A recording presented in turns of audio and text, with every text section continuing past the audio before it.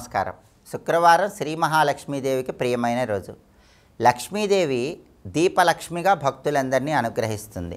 అందుకే దీపం జ్యోతి పరబ్రహ్మ, దీపం సర్వతమోపహరం, దీపేన సాధ్యతే సర్వం, దీపలక్ష్మీ నమోస్తుతే అంటూ దీపాన్ని సాక్షాత్తు లక్ష్మీ స్వరూపంగా ధర్మశాస్త్రం వర్ణించింది. లక్ష్మీదేవి కూడా ఒక్కొక్క మన్వంతరంలో ఒక్కొక్క రకంగా ఆవిర్భవించిందని పద్మపురాణంలో చెప్పారు. లక్ష్మీదేవి స్వారోచిష అనే పేరు కలిగిన మన్వంతరంలో అగ్ని నుంచి అగ్నిశక్తిగా ఆవిర్భవించింది. అందుకే లక్ష్మీ కటాక్షం కలగాలంటే తప్పకుండా ఒక దీపాన్ని వెలిగించాలి.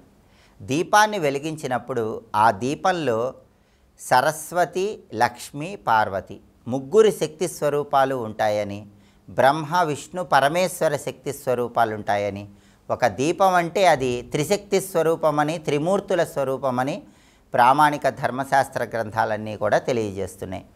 అజ్ఞానాంధకారాన్ని పోగొట్టి విజ్ఞాన జ్యోతిని వెలిగింపజేసుకోవటానికి మనం దీపాన్ని వెలిగిస్తాం. అయితే దీపం వెలిగించినప్పుడు ఒక శ్లోకం చదువుకుంటూ దీపం వెలిగిస్తే మంచిది. ప్రతిరోజు ఇంట్లో పూజ చేసుకునేటప్పుడు పూజా మందిరంలో ఇంటి యజమాని కానీ యజమానురాలు కానీ దీపం పెట్టాలి. దీపం పెట్టి పూజ చేసుకోవాలి. ఆ దీపాన్ని వెలిగించినప్పుడు ఒక శ్లోకం చదువుకోవాలని ధర్మశాస్త్ర గ్రంథాలు చెప్తున్నాయి. ఆ శ్లోకం ఏంటంటే, సాధ్యం త్రివర్తి సంయుక్తం వహ్నినా యోజితం మయా గృహాణ మంగళం దీపం త్రైలోక్య తిమిరాపహం. ఇది శ్లోకం. ఏ ఇంట్లో అయినా సరే రోజు దీపం పెట్టుకునేటప్పుడు ఖచ్చితంగా ఈ శ్లోకం చదువుకోవాలి.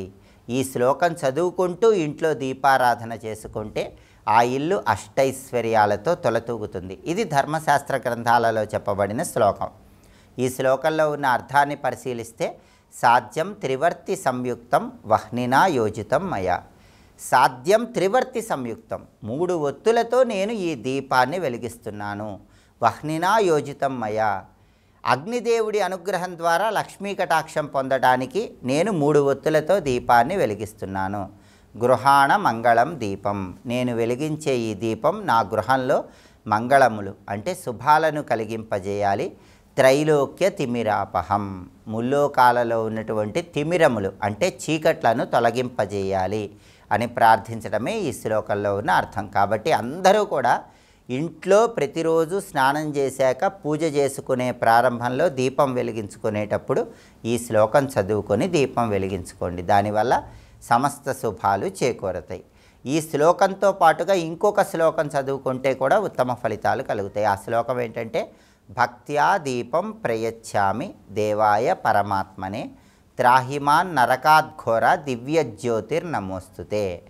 ఈ శ్లోకం చదువుకుంటే కూడా విశేషమైన శుభ ఫలితాలు కలుగుతాయి. ఈ శ్లోకంలో ఉన్న అర్థం ఏంటంటే, భక్త్యా దీపం ప్రయచ్ఛామి దేవాయ పరమాత్మనే, సాక్షాత్తు ఆ పరమాత్మ స్వరూపమైనటువంటి దీపాన్ని నేను భక్తి శ్రద్ధలతో వెలిగిస్తున్నాను.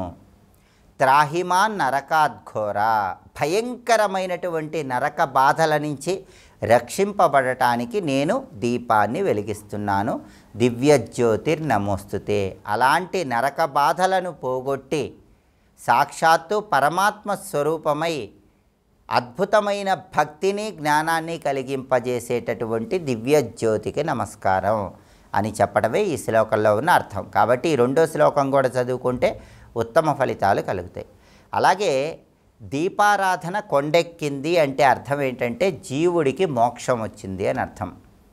కాబట్టి జీవుడు మోక్షప్రాప్తిని పొందటానికి, స్వర్గలోక ప్రాప్తిని పొందటానికి సంకేతంగా ఒక దీపం అనేది కొండెక్కుతుంది. కొండెక్కిన దీపం కూడా మనల్ని అనుగ్రహించాలంటే, త్వం జ్యోతి సర్వదేవానాం తేజస్త్వం తేజసాంపరం ఆత్మజ్యోతిర్నమస్తుభ్యం దీపోయం ప్రతిగృహ్యతాం. ఈ శ్లోకం చదువుకోవాలి. ఈ శ్లోకం చదువుకుంటే దీపం కొండెక్కిన తర్వాత కూడా ఆ కొండెక్కిన దీపం అనేది మనల్ని ఎప్పటికీ రక్షిస్తూ ఉంటుంది. కాబట్టి శుక్రవారం సందర్భంగా ఎవరైనా సరే ఆగ్నేయ దీపాన్ని వెలిగించుకుంటే ఉత్తమ ఫలితాలు కలుగుతాయి. ఆగ్నేయం అంటే లక్ష్మీదేవికి ప్రీతిపాత్రమైన స్థానం. ఆగ్నేయానికి అధిపతి అగ్నిదేవుడు. అగ్ని ద్వారా లక్ష్మీ కటాక్షం కలగాలంటే శుక్రవారం రోజు మీ గృహంలో స్నానం చేశాక ఆగ్నేయం మూల ఒక పీట ఉంచి, ఆ పీట మీద బియ్యపు పిండితో అష్టదళ పద్మ ముగ్గు, స్వస్తి గుర్తు ముగ్గులు వేసి, మట్టి ప్రమిదలో నువ్వుల నూనె పోసి ఒత్తులు వేసి దీపాన్ని వెలిగించాలి. ఇలా ఆగ్నేయ దీపం పెడితే ఆ ఇంట్లో సుఖ సంతోషాలకి భోగభాగ్యాలకి లోటు ఉండదు. కాబట్టి దీపలక్ష్మి సంపూర్ణమైన అనుగ్రహం కలగాలంటే మీ ఇంట్లో కానీ దేవాలయాల్లో కానీ ఎక్కడైనా సరే ఒక దీపం వెలిగించినప్పుడు ఏ శ్లోకాన్ని చదువుకోవాలో ఇంకొకసారి చూద్దామా మరి. సాధ్యం త్రివర్తి సంయుక్తం వహ్నినా యోజితం మయా గృహాణ మంగళం దీపం త్రైలోక్య తిమిరాపహం. శ్లోకం చదువుకుంటూ దీపం వెలిగించండి. సమస్త శుభాలను సిద్ధింపజేసుకోండి. స్వస్తి.